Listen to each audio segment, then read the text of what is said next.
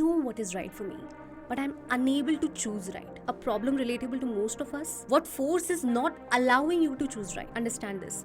Everyone functions in three modes of nature: mode of goodness, mode of passion, and mode of ignorance. Yani satogun, rajogun, and tamogun. The indecisiveness, the inability to choose right comes from the mode of passion, yani rajogun. Human beings are made in and of rajogun. हर इंसान का nature इन्हीं तीनों गुणों से मिलकर बनता है, with the dominating factor rajogun, mode of passion. The one who knows what is right and is able to follow righteousness is in the mode of goodness, satogun. The one who knows what is right but unable to follow is in the mode of passion, rajogun. And the one who has no clue what is right and what is wrong, they simply follow someone from their circle, are in the mode of absolute ignorance, yani tamogun. All animals are in the mode of ignorance. Indecisiveness, confusion, not able to follow goodness is very, very common. It is because of mode of passion.